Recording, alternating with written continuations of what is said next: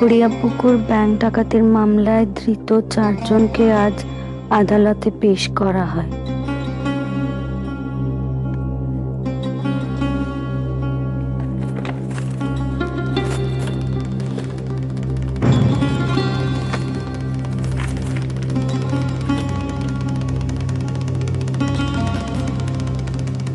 উভয় পক্ষের বক্তব্য শুনিবার পর বিচারক আসামিদিগকে জেল হাজতের নির্দেশ দিয়াছেন। শুনানি অন্তে আসামি 4 জনকে আলিপুর সেন্ট্রাল জেলে লইয়া যাইবার সময় আদালত চত্বরে বিশৃঙ্খলার সৃষ্টি হয়। অবস্থা আয়ত্তে আনিতে পুলিশ বাহিনীকে লাঠি চালাইতে হয়। এদের মধ্যে এটা কি যতীন? ছবিটা তো যতীনেরই। শালা দুধ কলা থেকে কেমন ভিত্তি ধরিকেই না পুষছি। কিরে এখনো চা জুটল না? সংসারে যে কি হাল হচ্ছে ভগবানই জানে। খবরের কাগজ পড়া বউ চা করার সময় পায় না। তা হবে কেন? এই তো আমি সবে এসে বসলুম, আর বসার সাথে সাথে তো মেজ বউ মুড়ির বাটিখানা দিয়ে গেল নাকি?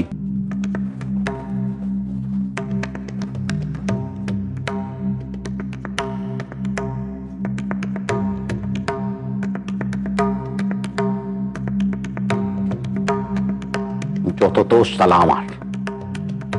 এসব বাড়ি থেকে কাগজ ফাগজ ঢোকায় নাকি?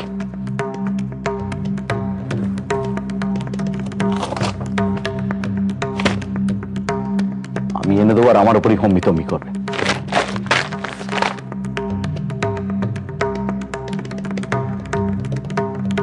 ঘুঁচিয়ে দেবো, সব ঘুঁচিয়ে দেবো, তারপর সারা দেখি কি হয়।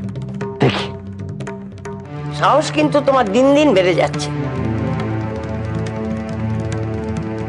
সংসারে বেটা ছেলেরা কি করবে সেটাও কি তুমি ঠিক করে দেবে? তোমার আস্পর্ধ থেকে আমার বাক্যি বন্ধ হয়ে যাচ্ছে। নিজের স্বামীকে শিক্ষা দিতে এসেছো বলে একটা ধম্বেশ হইবে? ওরে ওরে কে আছিস? শিগগিরি আয়, ওকে থামা, শিগগিরি দাঁড়া, ওকে থামা। আমার মাথা খারাপ করে দিচ্ছে। থাক, আর মাথা খারাপ করে কাজ নেই।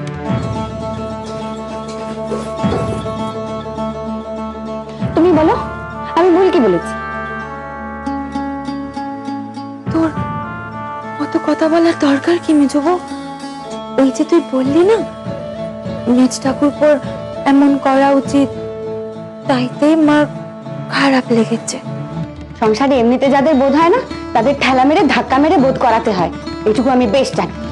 ওরে তুই এবার থাম মেজবো। ছোট মুখে বড় কথা তাও বলছি। এসব তো হয়েছে মায়েরই জন্য। যেহেতু কথা কানা মেজ বউ হয়েছে, অমনি কথা কানাকে ভুল ঠহরাতে হবে, সে যত ন্যায্য কথাই হোক না কেন। ভালোভাবে জিজ্ঞেস করছি, ভালোভাবে জবাব দিবি।